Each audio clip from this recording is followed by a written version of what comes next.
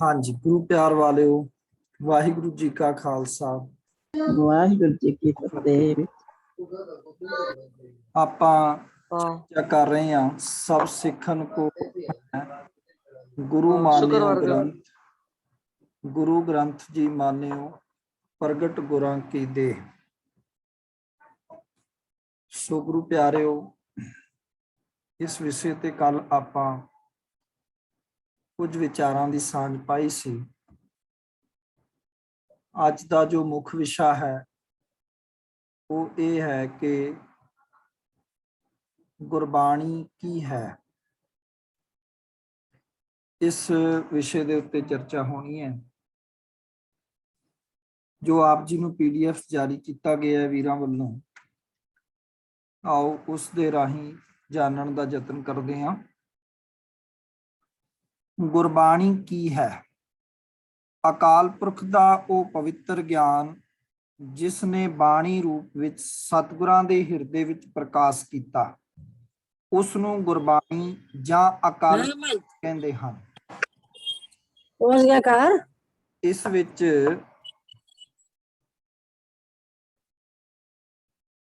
ਸਾਰੀ ਮਨੁੱਖ ਜਾਤੀ ਨੂੰ ਈਸ਼ਵਰ ਭਗਤੀ, ਗਿਆਨ, ਵੈਰਾਗ, ਪ੍ਰੇਮ, ਆਤਮਿਕ ਉન્નਤੀ, ਨੇਕੀ ਤੇ ਵਿਕਾਸ ਦਾ ਸੰਦੇਸ਼ ਦਿੱਤਾ ਗਿਆ ਹੈ। ਬਾਣੀ ਸਚਾਈ ਦਾ ਪ੍ਰਕਾਸ਼ ਹੈ, ਆਤਮਿਕ ਸ਼ਾਂਤੀ ਤੇ ਜੀਵਨ ਲਈ ਅੰਮ੍ਰਿਤ ਦਾ ਅਮੁੱਕ ਸੋਮਾ ਹੈ, ਜਿਸ ਦੀ ਬਾਬਤ ਸਤਿਗੁਰੂ ਫਰਮਾਉਂਦੇ ਨੇ ਕਿ ਜੈਸੀ ਮੈਂ ਆਵੈ ਖਸਮ ਕੀ ਬਾਣੀ, ਤੈਸੜਾ ਕਰੀ ਗਿਆਨ ਵੇ ਲਾਲੋ। ਚੌਥੇ ਪਾਤਸ਼ਾਹ ਸੂਹੀ ਰਾਗ ਵਿੱਚ ਕਹਿੰਦੇ ਨੇ, ਹੂੰ ਆਪੋ ਬੋਲ ਨਾ ਜਾਣਦਾ, ਮੈਂ ਕਹਿਆ ਸਭ ਹੁਕਮਾਓ ਜੀਓ। ਭਾਈ ਸਾਹਿਬ ਭਾਈ ਗੁਰਦਾਸ ਜੀ ਉਹ ਆਪਣੇ ਪਾਵਨ ਪਵਿੱਤਰ ਸ਼ਬਦਾਂ ਦੇ ਰਾਹੀਂ ਬਖਸ਼ਿਸ਼ ਕਰਕੇ ਸਾਨੂੰ ਸਾਰਿਆਂ ਨੂੰ ਸਮਝਾਉਂਦੇ ਹਨ।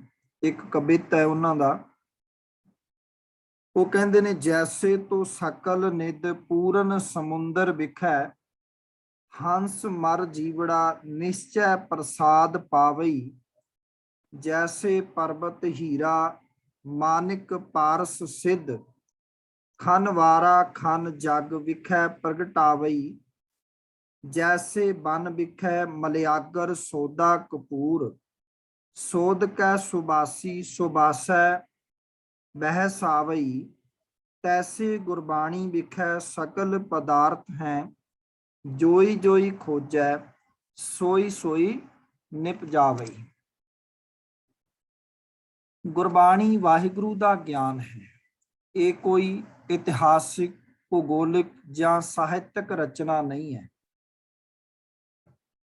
ਫੋਕੀ ਫਿਲਾਸਫੀ, ਮੰਤਰ ਜਾਂ ਦਲੀਲ ਦੀਆਂ ਘੁੰਮਣ ਘੇਰੀਆਂ ਵਿੱਚ ਪਾਉਣ ਵਾਲਾ ਗਿਆਨ ਨਹੀਂ, ਤੇ ਨਾ ਹੀ ਸਾਇੰਸ ਦੇ ਫਾਰਮੂਲੇ ਸਨ ਜੋ ਕਦੀ ਤਜਰਬੇ ਦੇ ਪਿੱਛੋਂ ਗੱਲਬਾਤ ਸਾਬਤ ਹੁੰਦੇ ਹਨ। ਗੁਰਬਾਣੀ ਉਹ ਤੱਤ ਗਿਆਨ ਹੈ ਜੋ ਸਤਿਗੁਰਾਂ ਨੇ ਵਾਹਿਗੁਰੂ ਜੀ ਨਾਲ ਆਪਣੀ ਆਤਮਾ ਨੂੰ ਇਕਮਿਕ ਅਤੇ ਲੀਨ ਕਰਕੇ ਪ੍ਰਾਪਤ ਕੀਤਾ, ਜੋ ਇੱਕ ਅਟਲ ਸਚਾਈ ਹੈ। ਸਤਿਗੁਰੂ ਨੇ ਵਾਹਿਗੁਰੂ ਨਾਲ ਇੱਕ ਰੂਪ ਹੋ ਕੇ ਜੋ ਅਨੁਭਵ ਪ੍ਰਾਪਤ ਕੀਤਾ ਹੈ, ਉਸ ਨੂੰ ਗੁਰਬਾਣੀ ਕਹਿੰਦੇ ਹਨ। ਸਤਿਗੁਰ ਕੀ ਬਾਣੀ ਸਤ ਸਤ ਕਰ ਜਾਣੋ ਗੁਰ ਸਿੱਖੋ, ਹਰ ਕਰਤਾ ਆਪ ਮੂੰਹੋਂ ਕਢਾਏ।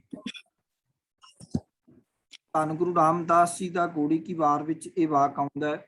ਸਾਧਾਰਨ ਬਾਣੀ, ਕਾਵਿਆ ਅਤੇ ਗੁਰਬਾਣੀ ਵਿੱਚ ਇੱਕ ਵੱਡਾ ਫਰਕ ਇਹੋ ਹੈ ਕਿ ਸਾਧਾਰਨ ਬਾਣੀ ਜਾਂ ਕਾਵਿਆ ਆਤਮਿਕ ਮੰਡਲ ਵਿੱਚ ਬੈਠ ਕੇ ਨਹੀਂ ਲਿਖੀ ਹੁੰਦੀ। ਉਹ ਗਿਆਨ ਤਾਂ ਹੁੰਦਾ ਹੈ, ਪਰ ਕਰਤਾ ਦਾ ਜੀਵਨ ਜਾਂ ਆਚਰਣ ਉਸਦੇ ਪਿੱਛੇ ਨਹੀਂ ਹੁੰਦਾ। ਗੁਰਬਾਣੀ ਉਹ ਪਵਿੱਤਰ ਰਚਨਾ ਹੈ ਜਿਸ ਦੇ ਪਿੱਛੇ ਸਤਿਗੁਰਾਂ ਦਾ ਸ਼ਾਨਦਾਰ ਜੀਵਨ ਅਤੇ ਆਦਰਸ਼ਕ ਆਚਰਣ ਕੰਮ ਕਰਦਾ ਹੈ। ਸਤਿਗੁਰਾਂ ਨੇ ਸਿਰਫ ਬਾਣੀ ਉਚਾਰਨ ਹੀ ਨਹੀਂ ਕੀਤੀ, ਖੁਦ ਇਸ ਦੀ ਕਮਾਈ ਵੀ ਕੀਤੀ ਹੈ। ਸਤਿਗੁਰਾਂ ਦੇ ਹਿਰਦੇ ਵਿੱਚ ਜੋ ਸਚਾਈ ਪ੍ਰਗਟ ਹੋਈ, ਉਹ ਉਹਨਾਂ ਨੇ ਧਾਰਮਿਕ ਪੁਸਤਕਾਂ, ਆਚਾਰਿਆਂ, ਰਵਾਇਤੀ ਅਤੇ ਪ੍ਰਚਲਿਤ ਧਰਮਾਂ ਦੇ ਚੱਲ ਕੇ ਪ੍ਰਾਪਤ ਨਹੀਂ ਕੀਤੀ, ਸਗੋਂ ਨਿਜ ਅਨੁਭਵ ਅਮਲੀ ਜੀਵਨ ਵਾਹਿਗੁਰੂ ਅਤੇ ਉਸ ਦੀ ਰਚਨਾ ਨਾਲ ਜੁੜ ਕੇ ਇੱਕਮਿਕ ਹੋ ਕੇ ਪ੍ਰਾਪਤ ਕੀਤੀ ਹੈ।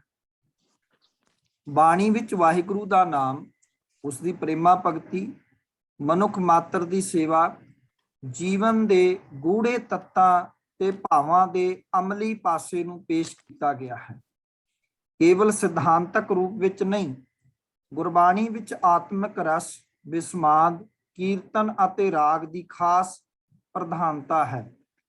ਵਾਹਿਗੁਰੂ ਨਾਲ ਜੋੜਨ ਲਈ ਬਾਣੀ ਰਸ ਦੇ ਮੰਡਲ ਪੈਦਾ ਕਰਦੀ ਹੈ, ਮਨ ਨੂੰ ਸ਼ਾਂਤੀ ਤੇ ਇਕਾਗਰਤਾ ਦਿੰਦੀ ਹੈ, ਹਿਰਦੇ ਵਿੱਚ ਗਿਆਨ ਦਾ ਪ੍ਰਕਾਸ਼ ਕਰਦੀ ਹੈ। ਬਾਣੀ ਵਿੱਚ ਤਿੰਨ ਚੀਜ਼ਾਂ ਦਾ ਖਾਸ ਵਰਣਨ ਹੈ। ਇਹ ਕਿਹੜੀਆਂ ਤਿੰਨ ਚੀਜ਼ਾਂ ਨੇ? ਧਿਆਨ ਰੱਖਣਾ।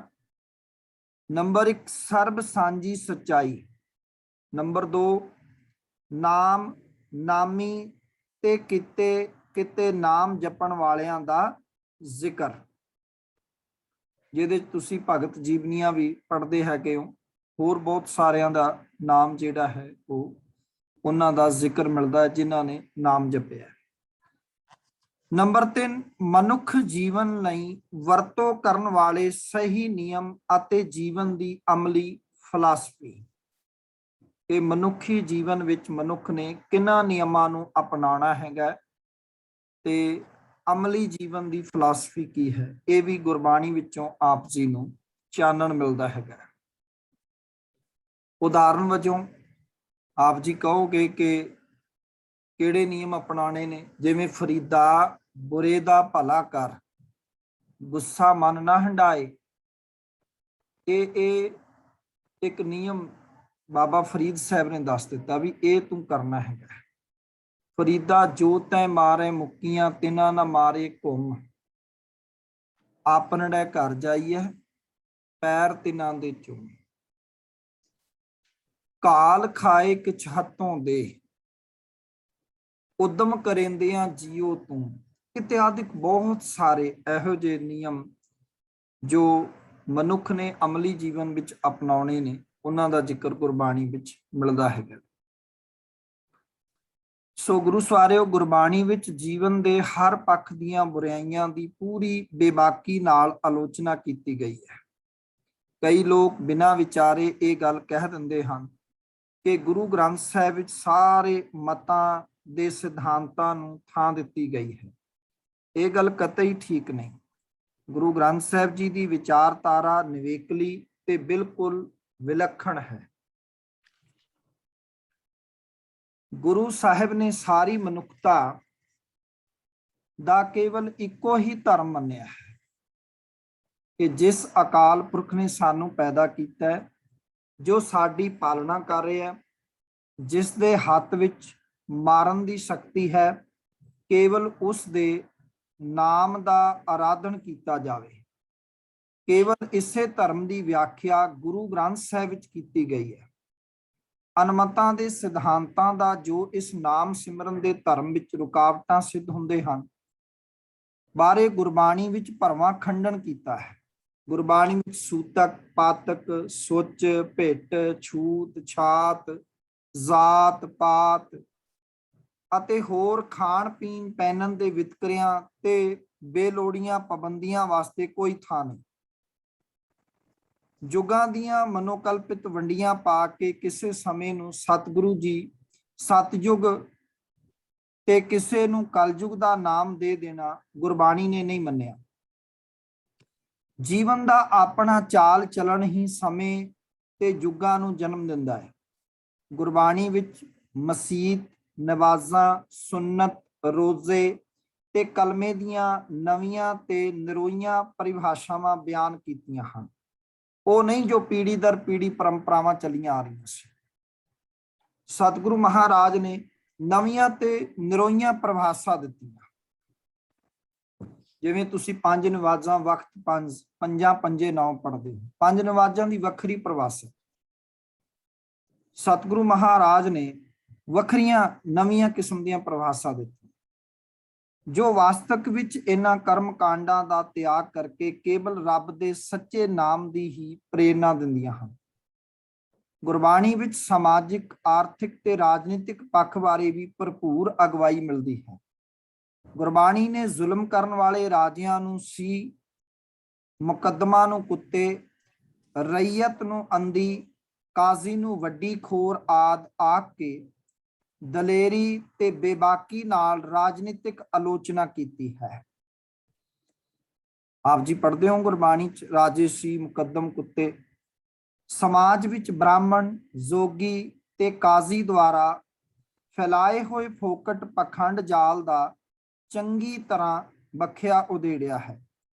ਆਰਥਿਕ ਪੱਖ ਤੇ ਗੁਰਬਾਣੀ ਦੁਆਰਾ ਸਪਸ਼ਟ ਤੌਰ ਤੇ ਕਿਰਤ ਤੇ ਉਦਮ ਦੀ ਮਹਾਨਤਾ, ਸੇਵਾ ਤੇ ਸੰਤੋਖ ਦਾ ਮਾਰਗ ਇਉਂ ਦਰਸਾਇਆ ਹੈ। ਘਾਲ ਖਾਏ ਕਿਛ ਹੱਥੋਂ ਦੇ, ਨਾਨਕ ਰਾਹਾ ਪਛਾਣੈ ਸੀ।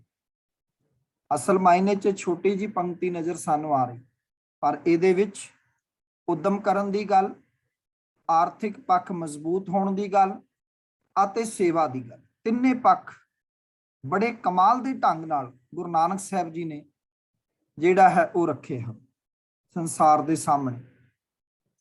ਇਸ ਤਰ੍ਹਾਂ ਇਹ ਵੀ ਦੱਸਿਆ ਗਿਆ ਹੈ ਕਿ ਵਣਜ, ਵਪਾਰ, ਵਾਹੀ, ਖੇਤੀ ਤੇ ਚਾਕਰੀ ਆਦਿ ਕਿਰਤਾਂ ਨੂੰ ਕਿਵੇਂ ਸੱਚੇ ਤੇ ਸੁੱਚੇ ਢੰਗ ਨਾਲ ਜੀਵਨ ਵਿੱਚ ਕਰਨਾ ਤੇ ਨਿਭਾਉਣਾ ਹੈ। ਗੱਲ ਕੀ, ਗੁਰਬਾਣੀ ਸਿੱਖ ਦੇ ਜੀਵਨ ਦਾ ਉਹ ਧੁਰਾ ਹੈ, ਕੇਂਦਰ ਹੈ, ਜਿਸ ਨਾਲ ਜੁੜੇ ਰਹਿਣ ਦੀ ਸਾਧਕ ਦਾ ਜੀਵਨ ਮਨੋਰਥ ਹੈ। ਇਸ ਨਾਲੋਂ ਵਿਛੜਨਾ ਸਿੱਖ ਦੀ ਆਤਮਕ ਮੌਤ ਹੈ। ਸਿੱਖ ਇਤਿਹਾਸ ਵਿੱਚੋਂ ਗੁਰਬਾਣੀ ਦੀ ਮਹਾਨਤਾ ਸੰਬੰਧੀ ਕੁਝ ਸਾਖੀਆਂ ਵੀ ਆਪਾਂ ਵੇਖ ਲਈਏ। ਜਦੋਂ ਗੁਰੂ ਨਾਨਕ ਸਾਹਿਬ ਨੂੰ ਸਿੱਧਾਂ ਨੇ ਸਵਾਲ ਕੀਤਾ ਸੀ ਕਿ ਤੁਸੀਂ ਸੁਮੇਰ ਪਰਬਤ ਵਰਗੇ ਉੱਚੇ ਟਿਕਾਣਿਆਂ ਤੇ ਕਿਵੇਂ ਪੁੱਜ ਗਏ, ਇੱਥੇ ਤਾਂ ਬਿਨਾਂ ਕਰਾਮਾਤ ਦੇ ਕੋਈ ਹੋਰ ਪੁੱਜ ਹੀ ਨਹੀਂ ਸਕਦਾ, ਤਾਂ ਗੁਰੂ ਸਾਹਿਬ ਨੇ ਉੱਤਰ ਦਿੱਤਾ ਸੀ, ਗੁਰ ਸੰਗਤ ਬਾਣੀ ਬਿਨਾ ਦੂਜੀ ਓਟ ਨਹੀਂ ਹੈ ਰਾਈ। ਇਹਦੇ ਉੱਤੇ ਆਪਾਂ ਕੱਲ ਚਰਚਾ ਵੀ ਕੀਤੀ ਸੀਗੀ। ਗੁਰੂ ਘਰ ਦੇ ਪ੍ਰੀਤਵਾਨ ਬਾਬਾ ਬੁੱਢਾ ਜੀ ਨੇ ਗੁਰੂ ਅਮਰਦਾਸ ਜੀ ਦੀ ਸੇਵਾ ਵਿੱਚ ਬੇਨਤੀ ਕੀਤੀ ਸੀ, ਸੱਚੇ ਪਾਤਸ਼ਾਹ ਸਿੱਖੀ ਦੀ ਰਹਿਤ ਦੱਸੋ। ਸਤਿਗੁਰੂ ਜੀ ਨੇ ਉੱਤਰ ਦਿੱਤਾ ਸੀ, ਜੋ ਕਿ ਸੂਰਜ ਪ੍ਰਕਾਸ਼ ਵਿੱਚ ਲਿਖਿਆ ਹੋਇਆ ਹੈ, ਗੁਰੂ ਵਾਕ ਜਿਨ ਦ੍ਰਿੜ ਕਰ ਮਾਨੇ, ਸੋ ਮਮ ਪਿਆਰੋ ਸਿੱਖ ਮਹਾਨੇ। ਜਿਸ ਨੇ ਗੁਰੂ ਵਾਕ ਨੂੰ, ਗੁਰੂ ਹੁਕਮ ਨੂੰ, ਗੁਰਬਾਣੀ ਦੇ ਵਾਕ ਨੂੰ ਦ੍ਰਿੜ ਕਰਕੇ ਮੰਨ ਲਿਆ, ਉਹ ਸਾਡਾ ਮਹਾਨ ਸਿੱਖ ਹੈ। ਪ੍ਰਭੂ ਸਰੂਪ ਹਿਰਦੇ ਮੈਂ ਧਾਰੋ, ਗੁਰਬਾਣੀ ਕੋ ਹਿਰਦੈ ਵਿਚਾਰ। ਕਹਿਣਗੇ ਗੁਰਬਾਣੀ ਨੂੰ ਹਿਰਦੇ ਵਿੱਚ ਬਾਰ-ਬਾਰ ਵਿਚਾਰ ਕਰੋ ਅਤੇ ਪ੍ਰਭੂ ਸਰੂਪ ਜਾਣੋ, ਕਿਉਂਕਿ ਵਾਹ ਵਾਹ ਬਾਣੀ ਨਿਰੰਕਾਰ ਹੈ ਤੇ ਸਜੀਵੜ ਅਵਰ ਨਾ ਕੋਈ। ਬਾਣੀ ਨਿਰੰਕਾਰ ਦਾ ਰੂਪ ਹੈ। ਸੋ ਗੁਰੂ ਪਿਆਰਿਓ, ਇੱਕ ਵੇਰ ਸ੍ਰੀ ਗੁਰੂ ਰਾਮਦਾਸ ਜੀ ਦੀ ਸੇਵਾ ਵਿੱਚ ਬਹੁਤ ਸਾਰੀ ਸੰਗਤ ਆਈ। ਮੁਖੀ ਸਿੱਖਾਂ ਨੇ ਆਤਮਕ ਵਿਚਾਰ ਤੇ ਕੁਝ ਪ੍ਰਸ਼ਨ ਕੀਤੇ।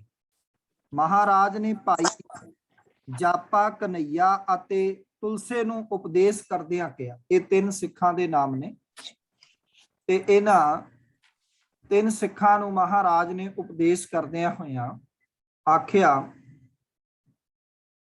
ਮਮ ਸਤਿਗੁਰੂ ਮਹਾਰਾਜ ਆਖਦੇ ਨੇ, ਜਿਮ ਨਿਸ ਦਿਨ ਘਰ ਕਾਜ ਸੁਧਾਰੇ, ਤਿਆਗੋ ਕਬਹੂ ਨ ਲਾਗੈ ਪਿਆਰੇ, ਤਥਾ ਪਿਆਰ ਧਰੋ ਗੁਰਬਾਣੀ, ਪਠਨ ਸੁਨਨ ਕੀਚੈ ਰੁਚ ਠਾਨੀ, ਧਰਿਓ ਅਰਥ ਜੋ ਸ਼ਬਦ ਮੰਝਾਰਾ, ਬਾਰ ਬਾਰ ਉਰ ਕਰੋ ਵਿਚਾਰਾ। ਮਹਾਰਾਜ ਕਹਿੰਦੇ ਹਨ ਕਿ ਭਾਈ, ਜਿਮ ਨਿਸ ਦਿਨ ਘਰ ਕਾਜ ਸੁਧਾਰੇ, ਜਿਵੇਂ ਅਸੀਂ ਰਾਤ ਅਤੇ ਦਿਨ ਕਰ ਲੱਗ ਕੇ ਮਿਹਨਤ ਕਰਕੇ, ਅਣਥੱਕ ਮਿਹਨਤ ਕਰਕੇ ਅਸੀਂ ਆਪਣੇ ਘਰ ਦੇ ਕਾਰਜ ਸੁਧਾਰਦੇ ਹਾਂ। ਤਿਆਗੋ ਕਬੂ ਨਾ ਲਾਗੈ ਪਿਆਰੇ, ਕੀ ਸਾਨੂੰ ਆਪਣੇ ਘਰ ਦੇ ਕਾਰਜ ਵਿਚਕਾਰ ਛੱਡਣੇ ਚੰਗੇ ਲੱਗਦੇ ਨੇ? ਵੀ ਅੱਧਾ ਘਰ ਬਣਿਆ, ਅੱਧਾ ਰਹਿਣ ਦਿੱਤਾ। ਅੱਜ ਤੱਕ ਇਸ ਤਰ੍ਹਾਂ ਹੋਇਆ? ਕਿਸੇ ਦੀਆਂ ਕੰਧਾਂ ਖੜੀਆਂ ਹੋ ਗਈਆਂ, ਛੱਤ ਰਹਿਣ ਦਿੱਤੀ, ਪਲਸਤਰ ਨਹੀਂ ਹੋਇਆ, ਟਾਇਲਸ ਨਹੀਂ ਲੱਗੀਆਂ, ਨਹੀਂ, ਸਾਨੂੰ ਅਧੂਰੇ ਛੱਡਣੇ ਚੰਗੇ ਨਹੀਂ ਲੱਗਦੇ। ਅਸੀਂ ਸੋਚਦੇ ਹਾਂ ਇਹ ਫਾਈਨਲ ਕਦੋਂ ਹੋਵੇ, ਛੇਤੀ ਕਰੀਏ, ਰਾਤ ਦਿਨ ਮਿਹਨਤ ਕਰਦੇ ਹਾਂ। ਪਾਤਸ਼ਾਹ ਕਹਿੰਦੇ ਇਸੇ ਤਰ੍ਹਾਂ ਜਿਵੇਂ ਸਾਨੂੰ ਆਪਣੇ ਘਰ ਦੇ ਕਾਰਜ ਅਧੂਰੇ ਚੰਗੇ ਨਹੀਂ ਲੱਗਦੇ, ਅਸੀਂ ਪੂਰਨ ਕਰਨਾ ਚਾਹੁੰਦੇ ਹਾਂ, ਤਥਾ ਪਿਆਰ ਕਰੋ ਗੁਰਬਾਣੀ, ਪਠਨ ਸੁਨਨ ਕੀਚੈ ਰੁਚ ਠਨ।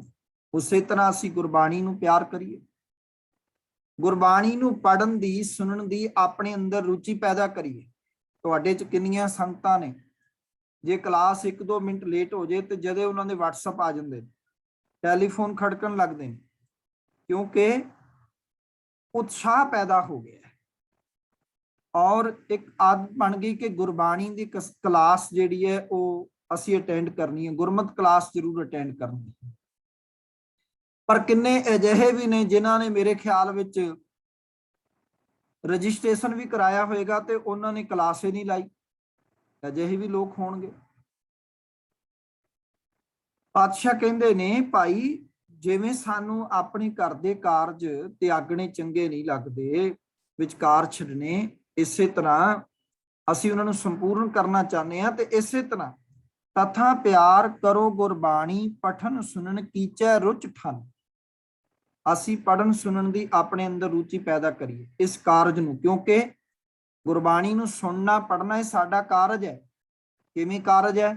ਸਤਿਗੁਰੂ ਮਹਾਰਾਜ ਕਹਿੰਦੇ ਨੇ ਨਾ ਬਾਣੀ ਵਿੱਚ, ਆਇਓ ਸੁਣਨ ਪੜਨ ਕੋ ਬਾਣੀ, ਨਾਮ ਵਿਸਾਰ ਲੱਗੈ ਅਨ ਲਾਲਚ, ਬਿਰਥਾ ਜਨਮ ਪ੍ਰਾਣੀ। ਸਤਿਗੁਰੂ ਮਹਾਰਾਜ ਕਹਿੰਦੇ ਭਾਈ ਤੂੰ ਬਾਣੀ ਨੂੰ ਸੁਣਨ ਵਾਸਤੇ ਆਏ ਹੈ, ਬਾਣੀ ਨੂੰ ਪੜਨ ਵਾਸਤੇ ਆਏ ਹੈ, ਤੇ ਇਹ ਕਾਰਜ ਵਿੱਚ ਤੂੰ ਲੱਗਿਆ ਹੀ ਨਹੀਂ। ਧਰਿਓ ਅਰਥ ਜੋ ਸ਼ਬਦ ਮੰਝਾਰਾ, ਬਾਰ ਬਾਰ ਉਰ ਕਰੋ ਵਿਚਾਰ, ਸ਼ਬਦ ਨੂੰ ਆਪਣੇ ਹਿਰਦੇ ਵਿੱਚ ਰੱਖੋ ਔਰ ਸ਼ਬਦ ਕੀ ਕਹਿ ਰਿਹਾ ਉਹਦੀ ਬਾਰ-ਬਾਰ ਵਿਚਾਰ ਕਰੋ, ਬਾਰ-ਬਾਰ ਵਿਚਾਰ ਕਰੋ। ਕਿਆ ਗੁਰ ਕਹੇ ਕਰੇ ਹਮ ਕਿਆ, ਗੁਰੂ ਕੀ ਆਖਦਾ ਹੈ ਤੇ ਅਸੀਂ ਕੀ ਕਰ ਰਹੇ ਹਾਂ।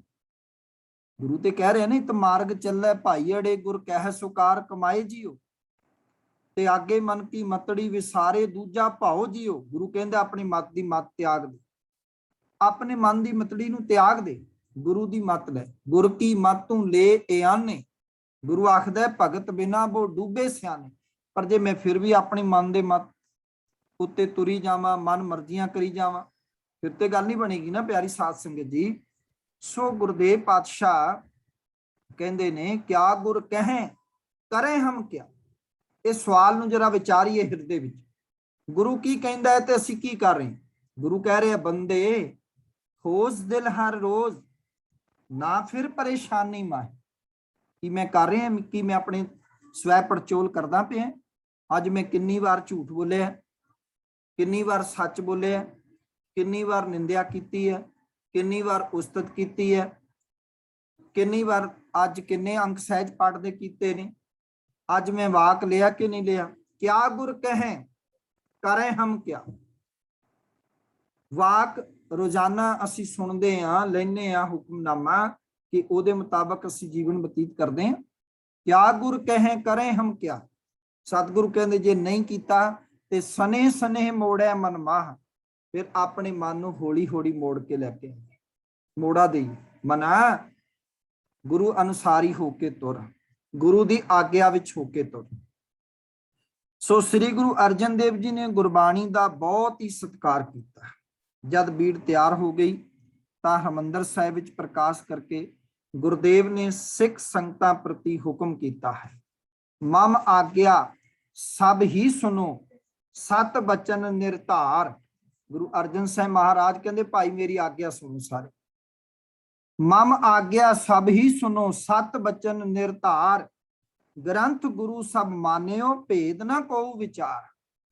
ਮਹਾਰਾਜ ਕਹਿਣਗੇ ਤੁਸੀਂ ਸਾਰਿਆਂ ਨੇ ਗ੍ਰੰਥ ਗੁਰੂ ਨੂੰ ਮੰਨਣਾ ਹੈ, ਕੋਈ ਭੇਦ ਨਹੀਂ ਰੱਖਣਾ, ਕੋਈ ਭੇਦ ਨਾ ਰੱਖਿਓ। ਸੰਤੋਖ ਸਿੰਘ ਸੂਰਜ ਪ੍ਰਕਾਸ਼ ਵਿੱਚ ਲਿਖਦੇ ਹਨ ਕਿ ਕਿਸੇ ਦੇਸ਼ ਵਿੱਚੋਂ ਦੋ ਸਿੱਖ 7ਵੀਂ ਪਾਤਸ਼ਾਹੀ ਦੇ ਦਰਸ਼ਨ ਕਰਨ ਆਏ। ਜਦੋਂ ਦਰਬਾਰ ਵਿੱਚ ਪਹੁੰਚੇ ਤਾਂ ਗੁਰੂ ਜੀ ਉਸ ਵਕਤ ਬਿਰਾਜੇ ਹੋਏ ਸਨ। ਦੋਵੇਂ ਸਿੱਖ ਬੜੇ ਚੰਗੇ ਰਾਗੀ ਸਨ। ਉਹਨਾਂ ਨੇ ਬੜੀ ਮਿੱਠੀ ਸੁਰ ਵਿੱਚ ਗੁਰਬਾਣੀ ਦਾ ਕੀਰਤਨ ਕਰਨਾ ਸ਼ੁਰੂ ਕਰ ਦਿੱਤਾ। ਬਾਣੀ ਸੁਣ ਕੇ ਮਹਾਰਾਜ ਛੇਤੀ ਨਾਲ ਉੱਠੇ ਤਾਂ ਚੋਟ ਲੱਗ ਗਈ। ਜੋ ਸਿੱਖਾਂ ਨੇ ਵੇਖੀ ਤੇ ਮਲਣ ਲੱਗ ਪਏ। ਸਿੱਖਾਂ ਨੇ ਬੇਨਤੀ ਕੀਤੀ, ਸੱਚੇ ਪਾਤਸ਼ਾਹ ਆਪ ਇਤਨੀ ਕਾਹਲੀ ਨਾਲ ਕਿਉਂ ਉੱਠੇ ਹੋ, ਜਾਗ ਪਏ ਹੋ, ਜਿਸ ਕਰਕੇ ਆਪ ਨੂੰ ਸੱਟ ਲੱਗੀ। ਗੁਰਬਾਣੀ ਦੇ ਸ਼ਬਦ ਆਪ ਦੀ ਹੀ ਗੁਰੂ ਜੋਤ ਦੇ ਉਚਾਰਨ ਕੀਤੇ ਹੋਏ ਹਨ, ਸ਼ੰਕਾ ਵਾਲੀ ਕੋਈ ਗੱਲ ਨਹੀਂ ਸੀ। ਪਰ ਕਵੀ ਸੰਤੋਖ ਸਿੰਘ ਜੀ ਲਿਖਦੇ ਹਨ, ਕਹਿੰਦੇ ਨੇ, ਸੁਣ ਕਰ ਸ੍ਰੀ ਹਰਿ ਰਾਏ ਉਚਾਰੇ। ਉਹਨਾਂ ਦੀ ਗੱਲ ਨੂੰ ਸੁਣ ਕੇ ਗੁਰੂ ਹਰਿਰਾਏ ਸਾਹਿਬ ਮਹਾਰਾਜ ਬੋਲੇ, ਸੁਨੋ ਸਿੱਖ ਤੁਮ ਤੋ ਮਮ ਪਿਆਰੇ। ਗੁਰੂ ਹਰਿਰਾਏ ਸਾਹਿਬ ਕਹਿੰਦੇ, ਤੁਸੀਂ ਮੇਰੇ ਸਿੱਖ ਹੋ, ਮੇਰੇ ਪਿਆਰੇ ਹੋ, ਸੁਣੋ। ਗੁਰ ਅਨ ਭੈ ਵਿੱਚ ਬਾਣੀ ਰੂਪ, ਜਾਂ ਕੀ ਮਹਿਮਾ ਅੰਮ੍ਰਿਤ ਅਨੂਪ। ਕਹਿਣ ਲੱਗੇ, ਗੁਰੂ ਜਿਹੜੇ ਨੇ, ਗੁਰੂ ਦੀ ਬਾਣੀ ਉਹ ਬੜੇ ਕਮਾਲ ਦੀ ਹੈ। ਕਹਿਣ ਲੱਗੇ ਕਿ ਗੁਰੂ ਜਿਹੜਾ ਉਹ ਬਾਣੀ ਰੂਪ ਹੈ, ਕਿਉਂਕਿ ਗੁਰੂ ਰਾਮਦਾਸ ਮਹਾਰਾਜ ਨੇ ਕਿਹਾ, ਬਾਣੀ ਗੁਰੂ, ਗੁਰੂ ਹੈ ਬਾਣੀ, ਵਿੱਚ ਬਾਣੀ ਅੰਮ੍ਰਿਤ ਸਾਰੇ। ਗੁਰਬਾਣੀ ਕਹੈ ਸੇਵਕ ਜਨ ਮਾਨੈ, ਪ੍ਰਥਕ ਗੁਰੂ ਨਿਸਤਾਰੇ। ਸ਼ਬਦ ਗੁਰੂ ਸੁਰ ਧੁਨ ਚੇਲਾ, ਗੁਰੂ ਨਾਨਕ ਸਾਹਿਬ ਮਹਾਰਾਜ ਕਹਿ ਕੇ ਗਏ। ਜਾਂ ਕੀ ਮਹਿਮਾ ਅਮਿਤ ਅਨੂਪ, ਬਾਣੀ ਦੀ ਮਹਿਮਾ ਇਸ ਕਰਕੇ ਪਰੇ ਤੋਂ ਪਰੇ ਹੈ, ਮਿੱਤੇ ਨਹੀਂ ਜਾ ਸਕਦੀ। ਅਨੂਪ ਹੈ, ਉਪਮਾ ਤੋਂ ਪਰੇ ਹੈ। ਭਵ ਅਗਨੀ ਸਾਗਰ ਕੋ ਤਰਨੀ, ਸਤਿਗੁਰ ਸਿੱਖਨ ਕੋ ਸੁਖ ਕਰਨੀ। ਇਹ ਬਾਣੀ ਭਵ ਸਾਗਰ ਨੂੰ ਤਾਰਨ ਵਾਲੀ ਹੈ ਤੇ ਸਿੱਖਾਂ ਨੂੰ ਸੁਖੀ ਕਰਨ ਵਾਲੀ ਹੈ। ਜਿਹੜਾ ਇਹਨੂੰ ਪੜ੍ਹੇਗਾ ਸੁਣੇਗਾ ਉਹਨੂੰ ਸੁਖੀ ਕਰਦੀ ਹੈ। ਜੋ ਸਿੱਖ ਗੁਰਬਾਣੀ ਭੈ ਕਰੈ, ਬਿਨ ਪ੍ਰਯਾਸ ਭਵ ਸਾਗਰ ਤਰ। ਜਿਹੜਾ ਗੁਰਬਾਣੀ ਦਾ ਭੈ ਰੱਖੇਗਾ ਨਾ ਆਪਣੇ ਮਨ ਵਿੱਚ, ਉਹਨੂੰ ਹੋਰ ਕੋਈ ਯਤਨ ਕਰਨ ਦੀ ਲੋੜ ਨਹੀਂ, ਉਹ ਸੰਸਾਰ ਸਾਗਰ ਤੋਂ ਪਾਰ ਹੋ ਜਾਏਗਾ। ਜੋ ਗੁਰ ਭਗਤ ਸਿੱਖ ਹੈ ਮੇਰਾ, ਗੁਰਬਾਣੀ ਭੈ ਤਿਸੈ ਕਨੇਰਾ।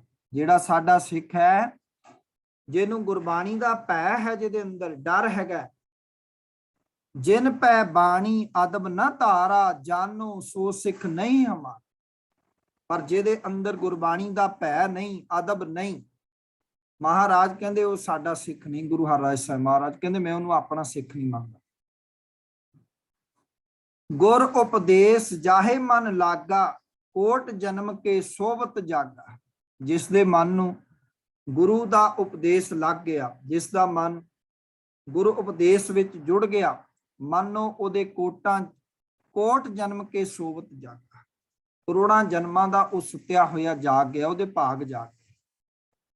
ਮਮ ਜਾਗੇ ਕੀ ਇਹ ਨਿਸ਼ਾਨੀ, ਪ੍ਰਿਆ ਲਾਗੈ ਸਤਿਗੁਰ ਕੀ ਬਾਣੀ। ਮਹਾਰਾਜ ਕਹਿਣ ਲੱਗੇ ਕਿ ਭਾਈ ਜਾਗਣ ਦੀ ਇਹ ਨਿਸ਼ਾਨੀ ਹੈ ਕਿ ਪ੍ਰਿਆ ਲਾਗੇ ਸਤਿਗੁਰ ਕੀ ਬਾਣੀ। ਪਿਆਰੀ ਲੱਗਦੀ ਹੈ ਉਸ ਨੂੰ ਸਤਿਗੁਰੂ ਦੀ ਬਾਣੀ। ਧੰਨ ਗੁਰੂ ਅਰਜਨ ਸਾਹਿਬ ਦੇ ਮੈਨੂੰ ਬੋਲ ਚੇਤੇ ਆ ਰਹੇ ਨੇ। ਉਹਨਾਂ ਨੇ ਤਾਂ ਦਰਜੀ ਬਾਣੀ ਵਿੱਚ ਸ਼ਬਦ ਕਰ ਦਿੱਤਾ, ਹਮਾਰੀ ਪਿਆਰੀ ਅੰਮ੍ਰਿਤ ਧਾਰੀ, ਗੁਰਨਿਮਖ ਨ ਮਨ ਤੇ ਟਾਰੀ। ਸੋ ਪਿਆਰਿਓ, ਮਮ ਜਾਗੇ ਕੀ ਇਹ ਨਿਸ਼ਾਨੀ, ਪ੍ਰਿਆ ਲਾਗੈ ਸਤਿਗੁਰ ਕੀ ਬਾਣੀ।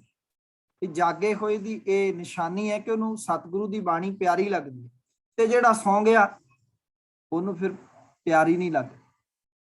ਕਈ ਤਾਂ ਮੈਂ ਵੇਖਦਾ ਗੁਰਦੁਆਰੇ ਕੀਰਤਨ ਹੋ ਰਿਹਾ ਹੁੰਦਾ, ਸੁੱਤੇ ਹੀ ਹੁੰਦੇ, ਕਥਾ ਹੋ ਰਹੀ ਹੁੰਦੀ ਹੈ, ਐਨ ਆਰਾਮ ਨਾਲ ਢੋਲ ਆ ਕੇ ਗੁਰਦੁਆਰੇ ਸੁੱਤੇ ਹੁੰਦੇ। ਤੇ ਬਹੁਤ ਸਾਰੇ ਆਪਣੇ ਮੂੰਹੋਂ ਹੀ ਕਹਿ ਦਿੰਦੇ ਨੇ ਕਿ ਗਿਆਨੀ ਜੀ ਸਾਨੂੰ ਗੁਰਦੁਆਰੇ ਆ ਕੇ ਨੀਂਦ ਆ ਜਾਂਦੀ ਹੈ, ਘਰ ਨੀਂਦ ਨਹੀਂ ਆਉਂਦੀ, ਜਿਵੇਂ ਬਾਣੀ ਸੁਣਦੇ ਆ ਨੀਂਦ ਆ ਜਾਂਦੀ ਹੈ। ਮਹਾਰਾਜ ਕਹਿੰਦੇ ਭਾਈ ਜਦੋਂ ਬਾਣੀ ਪਿਆਰੀ ਲੱਗਣ ਲੱਗ ਪਈ ਨਾ, ਬਾਣੀ ਦੇ ਅਰਥ ਅੰਦਰ ਵਸਣ ਲੱਗ ਪਏ, ਫੇਰ ਨਹੀਂ ਨੀਂਦ ਆਈ। ਸਤਵੇਂ ਪਾਤਸ਼ਾਹ ਇੱਕ ਦਿਨ ਸੰਗਤ ਵਿੱਚ ਬਰਾਜੇ ਹੋਏ ਸਨ। ਸਿੱਖਾਂ ਨੇ ਪ੍ਰਸ਼ਨ ਕੀਤਾ ਇੱਕ ਦਿਨ, ਪਾਠ ਕਰੈ ਹਮ ਨਿਤ ਗੁਰਬਾਣੀ। ਹੋ ਸਕਦਾ ਸਾਡਾ ਵੀ ਇਹ ਸਵਾਲ ਹੋਵੇ, ਤੁਹਾਡੇ ਚੋਂ ਕਈਆਂ ਦਾ ਅੱਜ ਇਹ ਸਵਾਲ ਦਾ ਆਨਸਰ ਮਿਲ ਜਾਏਗਾ। ਪਾਠ ਕਰੈ ਹਮ ਨਿਤ ਗੁਰਬਾਣੀ। ਸੰਗਤ ਜੀ ਇਹਨੂੰ ਕੇਵਲ ਇਸ ਕਰਕੇ ਨਾ ਪੜ੍ਹਨਾ ਤੇ ਸੁਣਨਾ ਕਿ ਅਸੀਂ ਪੇਪਰ ਦੇਣਾ ਤੇ ਇਨਾਮ ਹਾਸਲ ਕਰਨਾ। ਇਹ ਬੜੇ ਤੱਤ ਦੀਆਂ ਗੱਲਾਂ ਨੇ, ਔਰ ਕਦੇ ਕਦੇ ਸੁਭਾਗ ਮਿਲਦਾ ਇਸ ਤਰ੍ਹਾਂ ਦੀਆਂ ਗੱਲਾਂ ਕਰਨ ਦਾ, ਵਿਚਾਰ ਚਰਚਾ ਸੁਣਨ। ਸੋ ਸਤਵੇਂ ਪਾਤਸ਼ਾਹ ਨੂੰ ਸਿੱਖ ਕਹਿੰਦੇ ਨੇ, ਪਾਠ ਕਰੈ ਹਮ ਨਿਤ ਗੁਰਬਾਣੀ, ਅਰਥ ਪਰਮਾਰਥ ਕਛੂ ਨਾ ਜਾਣੇ। ਪਾਤਸ਼ਾਹ ਅਸੀਂ ਪਾਠ ਕਰਦੇ ਹਾਂ ਨਿੱਤਾਂ ਪ੍ਰਤੀ, ਸਾਨੂੰ ਅਰਥ ਨਹੀਂ ਸਮਝ ਆਉਂਦੇ, ਪਰਮਾਰਥੀ ਅਰਥ ਨਹੀਂ ਸਮਝ ਆਉਂਦੇ, ਸਾਨੂੰ ਭੇਦ ਨਹੀਂ ਸਮਝ ਆਉਂਦੇ। ਜੋ ਮਾਰਗ ਗੁਰ ਸ਼ਬਦ ਬਤਾਵੇ, ਸੋ ਹਮ ਤੇ ਨ ਜਾਤ ਕਮਾਵੇ। ਕਹਿਣ ਲੱਗੇ ਮਹਾਰਾਜ ਜਿਹੜਾ ਮਾਰਗ ਸਤਿਗੁਰੂ ਦੱਸਦੇ ਨੇ, ਜਿਹੜਾ ਰਸਤਾ ਸਤਿਗੁਰੂ ਮਹਾਰਾਜ ਦੱਸਦੇ ਨੇ ਭਵ ਸਾਗਰ ਤੋਂ ਪਾਰ ਹੋਣ ਦਾ, ਉਹ ਸਾਡੇ ਤੋਂ ਕਮਾਇਆ ਨਹੀਂ ਜਾਣਾ, ਬੜਾ ਔਖਾ ਮਾਰਗ ਹੈ ਕਹਿੰਦੇ। ਕਿਵੇਂ ਕਮਾਵਾਂਗੇ?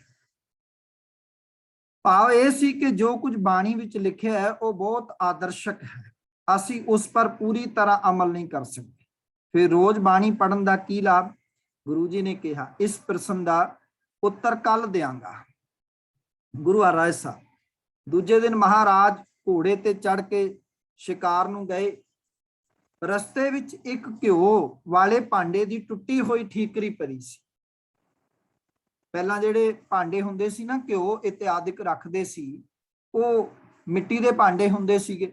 ਅੱਜ ਵੀ ਕਈ ਘਰਾਂ ਵਿੱਚ ਮੱਖਣ ਜਿਹੜਾ ਹੈ ਉਹ ਮਿੱਟੀ ਦੇ ਭਾਂਡੇ 'ਚ ਰੱਖਿਆ ਜਾਂਦਾ ਹੈਗਾ, ਫ੍ਰਿਜ ਵਿੱਚ ਬਾਟੇ 'ਚ, ਜ਼ਿਆਦਾ ਠੰਡਾ ਰਹਿੰਦਾ।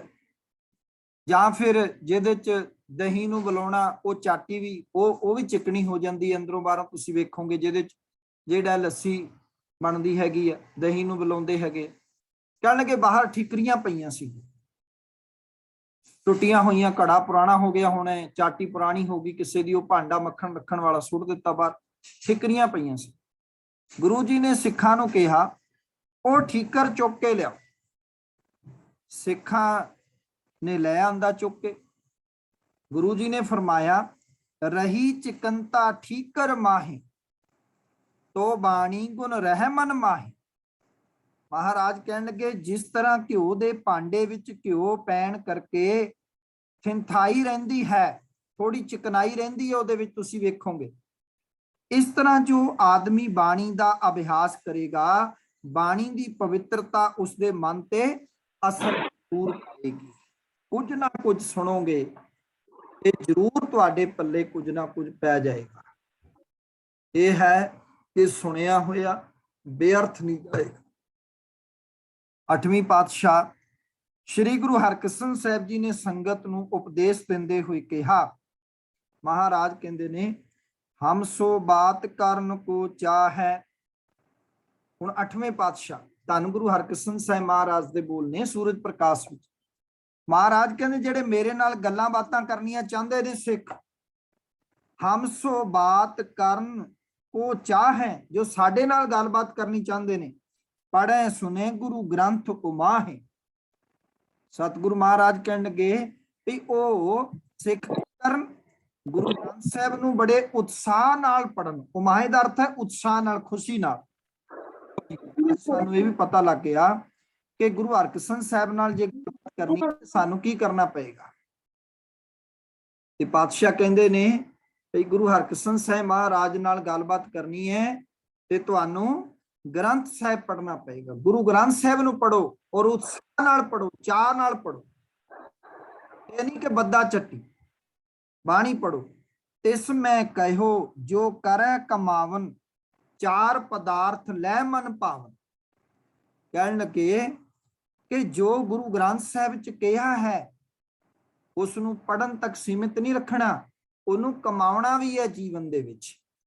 ਤੇ ਜਦੋਂ ਉਹਨੂੰ ਕੋਈ ਕਮਾਏਗਾ, ਸ਼ਬਦ ਦੀ ਕਮਾਈ ਕਰੇਗਾ, ਤੇ ਉਸ ਨੂੰ ਚਾਰ ਪਦਾਰਥ ਜ਼ਰੂਰ ਪ੍ਰਾਪਤ ਹੋਣਗੇ, ਮਨ ਭਾਉਂਦੇ ਹੋਏ ਫਲ ਪ੍ਰਾਪਤ ਹੋਣਗੇ। ਕਿਉਂਕਿ ਜਿਤੜੇ ਫਲ ਮਨ ਬਾਂਛੀਐ ਤਿਤੜੇ ਸਤਿਗੁਰ ਪਾਸ। ਜਿੰਨੇ ਵੀ ਫਲ ਸਾਡਾ ਮਨ ਲੋਚਦਾ ਹੈ ਉਹ ਸਤਿਗੁਰੂ ਪਾਸੋਂ ਪ੍ਰਾਪਤ ਹੋ ਜਾਣਗੇ ਤੁਹਾਨੂੰ। ਚਾਰ ਪਦਾਰਥ ਜੇ ਕੋ ਮੰਗੈ ਸਾਧ ਜਨਾ ਕੀ ਸੇਵਾ ਲਾਗੈ। ਗੁਰੂ ਹਰਕ੍ਰਿਸ਼ਨ ਸਾਹਿਬ ਮਹਾਰਾਜ ਕਹਿੰਦੇ ਜਿਹੜਾ ਗੁਰੂ ਗ੍ਰੰਥ ਸਾਹਿਬ ਦੀ ਬਾਣੀ ਨੂੰ ਪੜ੍ਹੇਗਾ ਔਰ ਉਸ ਉੱਤੇ ਅਮਲ ਕਰੇਗਾ, ਜੋ ਗੁਰੂ ਸਾਹਿਬ ਕਹਿੰਦੇ ਨੇ ਉਹਨਾਂ ਦੇ ਮੁਤਾਬਕ ਜੀਵਨ ਬਤੀਤ ਕਰੇਗਾ। ਤਿਸ ਮੈਂ ਕਹਿਓ ਜੋ ਕਰੈ ਕਮਾਵਨ ਚਾਰ ਪਦਾਰਥ ਲੈ ਮਨ ਭਾਵਨ। ਕਹਿਣ ਲੱਗੇ ਜੇ ਉਹਨੇ ਕਮਾਈ ਕਰ ਲਈ ਨਾ ਗੁਰੂ ਗ੍ਰੰਥ ਸਾਹਿਬ ਦੀ ਬਾਣੀ ਮੁਤਾਬਕ, ਤਾਂ ਸਮਝ ਲਓ ਉਹਨੂੰ ਇਹ ਚਾਰੇ ਪਦਾਰਥ ਧਰਮ ਅਰਥ ਕਾਮ ਮੋਖ ਇਹ ਵੀ ਪ੍ਰਾਪਤ ਹੋ ਜਾਣਗੇ। ਸੋ ਗੁਰੂ ਸਵਾਰਿਓ, ਅੱਜ ਦੀਆਂ ਇੰਨੀਆਂ ਬੇਨਤੀਆਂ ਪ੍ਰਵਾਨ ਕਰਿਆ ਜੇ। ਹੋਈਆਂ ਭੁੱਲਾਂ ਵਾਸਤੇ ਖਿਮਾ ਕਰਨੀ ਜੀ। ਬੁਲਾਓ ਫਤਿਹ। ਵਾਹਿਗੁਰੂ ਜੀ ਕਾ ਖਾਲਸਾ, ਵਾਹਿਗੁਰੂ ਜੀ ਕੀ ਵਾਹਿਗੁਰੂ ਜੀ ਕੀ ਫਤਿਹ।